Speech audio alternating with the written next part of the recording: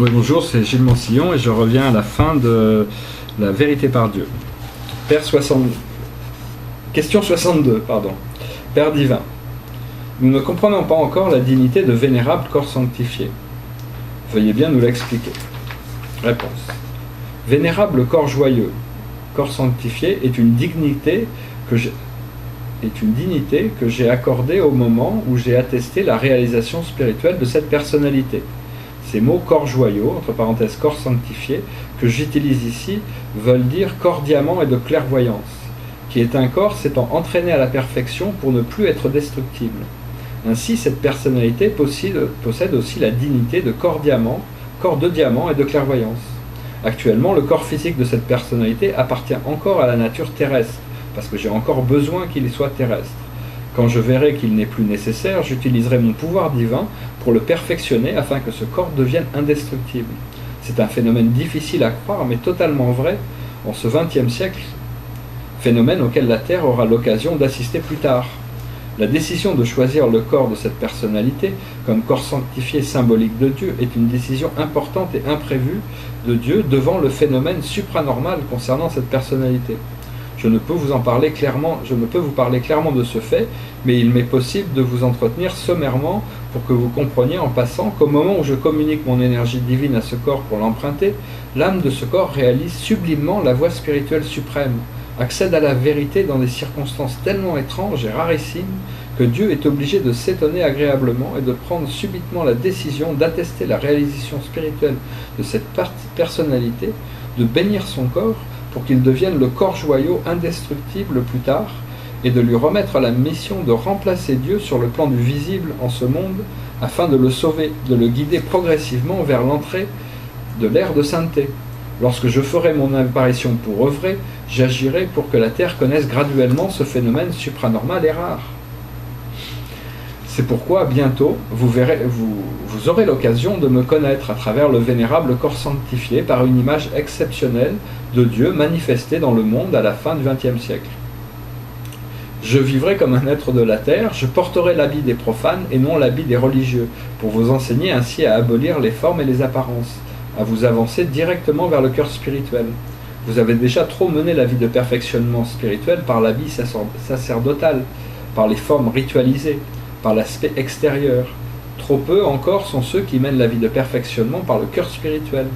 C'est pourquoi cette fois-ci, je fais mon apparition pour vous enseigner l'abolition de l'entichement et de l'intransigeance. J'utiliserai une apparence extérieure totalement identique à celle des profanes. J'aurai un mode de vie vraiment terrestre, mais pourtant délivré du terrestre. À travers le vénérable corps sanctifié, je veux venir au monde avec un aspect étrangement nouveau, à la fois profane, vraiment terrestre, et sublime, vraiment transcendant, en ayant une attitude impure et pure à la fois, afin d'extérioriser les traits distincts de la vérité, en vue d'ouvrir l'esprit de l'humanité pour qu'elle comprenne Dieu davantage en la deuxième moitié de ce XXe siècle avant que se produise l'anéantissement du monde. Question 63. Père divin, ces jours-ci, nous avons appris que vous allez bientôt retourner à l'incognito. Nous avons cherché par tous les moyens à venir ici pour vous voir une dernière fois et pouvoir entendre vos précieux enseignements. C'est grâce à l'occasion de votre prochain départ que nous avons pu avoir la chance de nous introduire ici pour vous rencontrer. Veuillez bien nous faire savoir pourquoi vous êtes descendu en ce monde pour retourner de nouveau à l'incognito. Réponse. Je suis descendu dans le monde avant le jour et l'heure grâce au fait que j'ai pu choisir un corps béni qui contemple la pensée divine, mais je dois me retirer pour retourner à l'incognito, car ce n'est pas encore le moment d'œuvrer, mes enfants. Cette phase est celle où la sphère de l'impur œuvre selon le dessein de la mécanique céleste. Il aurait convenu plutôt que je garde l'incognito quand je suis descendu en ce monde, parce que je fasse vraiment mon apparition, et sans que personne d'entre vous n'ait le droit de me connaître. Mais l'école spirituelle du non-être a cependant le ressort de me connaître grâce à Tam Luang Xiang, qui a eu l'occasion imprévue de me rencontrer en ce bas monde. C'est aussi grâce à cet ressort que depuis lors, jusqu'à ce jour, j'ai laissé entrebâillir ma porte pour vous bénir.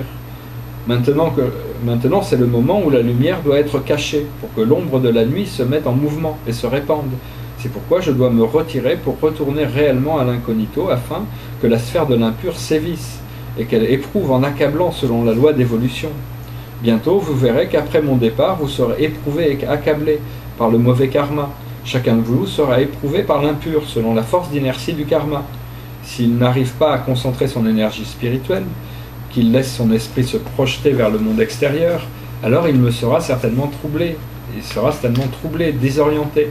Celui qui est sage sait préserver son énergie spirituelle, se soucie de pratiquer assidûment, se garder de bavarder, réserver son esprit pour invoquer mentalement le nom mantrique de Bouddha ou de Dieu le plus souvent possible, se délivrera en partie des malheurs et évitera les ennuis qui surviendront pour l'éprouver et l'accabler. Au contraire, s'il ne se soucie pas de contrôler son énergie spirituelle, s'il bavarde beaucoup, s'il parle trop, il est certain qu'il sera énormément souillé par l'énergie impure, et puis son énergie sera en rébellion et troublée, ce qui ne lui attirera que des ennuis et des malheurs qui viendront l'éprouver. La couche d'énergie impure est de plus en plus épaisse. Dans quelques jours, vous verrez qu'après mon départ, vous serez éprouvé par l'impur sur tous les plans, aussi bien spirituels que terrestres, pour qu'il y ait des phénomènes de division, de jalousie, de rancune, d'éloignement entre les frères et les sœurs spirituels, afin qu'ils se livrent à des médisances, fondent des partis et des fractions différentes, se réunissent par petits groupes pour discuter et ne parler que de choses s'orientant vers le bas, ce qui par conséquent attirera l'impur et qui viendra les éprouver. Et puis il y aura aussi le phénomène de lancement d'informations erronées qui feront circuler sur moi de fausses nouvelles inventées de toutes pièces pour me diffamer. Bien que j'aille me retirer dans le silence et que je n'aille plus vous conseiller et faire des déclarations sur n'importe quelle histoire de l'extérieur, il y aura quand même bientôt des gens qui inventeront de toutes pièces que j'ai déclaré ceci, que j'ai agi comme cela, ou mentiront en disant pas mal de choses sur moi pour provoquer des discussions animées dans l'opinion publique, causer le découragement, la perte de la foi, sommer le doute dans le peuple, créer le désordre dans la voie spirituelle. Ces faits devront sûrement se passer et l'on ne pourra pas les éviter lorsque la sphère de l'impur sévira et agira à sa guise dans les jours qui viennent. De même, en cette heure-ci, certains de mes enfants viennent me saluer, écoutent mes enseignements et savent me respecter. Mais alors, dans quelques jours après mon départ, parmi ces enfants présents aujourd'hui, certains auront l'esprit perturbé pour m'injurier, pour me dire du mal, me calomnier, me diffamer sur tous les plans, pour une raison ou pour une autre. Ces faits doivent sûrement arriver. C'est la phase où Dieu doit être détrôné pour que soient intrônés les fantômes et les démons. C'est le moment où je dois subir la souffrance et l'infamie, porter la croix en ce monde à travers le vénérable corps sanctifié, prendre sur moi la souillure et le malheur du monde, en partie pour sauver plus d'avatars alourdis par de mauvais karmas dans l'avènement des hécatombes. Je supporterai tout parce que c'est mon vœu et aussi parce que je veux agir, pour que le vénérable corps sanctifié apprenne à tout porter comme moi, pour que cela soit conforme à son vœu, de par sa réalisation spirituelle. Mais seulement, j'ai peur et j'éprouve de la miséricorde pour ceux de mes enfants qui ne savent pas se protéger, qui n'arrivent pas à concentrer leur énergie spirituelle, qui laissent leur esprit perturbé pour commettre des errements et parler à tort et à travers, qui se nuisent tout en nuisant aux autres, créant de mauvaises rétributions karmiques, de sorte qu'ils subissent les épreuves accablantes, causant leur propre chute, puis en se retardant sur le chemin de retour. Ce qui doit arriver arrivera certainement, mais je le dis quand même à l'avance, pour que ceux de mes enfants qui ont le bonheur de m'écouter et de savoir se mettre sur leur garde soient moins malheureux. Cependant, puisque je dois supporter cela, ce sera inévitable. Plus tard, lorsque Dieu refera son apparition pour vraiment œuvrer, il répondra dignement à toutes les critiques, à toutes les calomnies sur Dieu à travers son vénérable corps sanctifié, par des faits réels devant l'homme et devant l'histoire. Alors vous tous comprendrez. Au long de ces jours-ci, en apprenant mon retour à l'incognito, quotidiennement, des centaines de mes enfants ont cherché par tous les moyens à venir ici, de différentes régions, pour s'introduire et me rencontrer, un très bref laps de temps avant mon départ. Lors de l'étape pressante, j'ai fait mon apparition parmi vous comme un éclair instantané dans l'ombre épaisse de la nuit pour vous offrir un peu de grâce divine, tout en espérant pendant ce bref instant fugace ouvrir déjà plus d'horizons nouveaux pour vous, pour que vous vous engagiez pour vous instruire, à faire des recherches en vue d'accéder finalement à la connaissance infinie de la vérité incommensurable.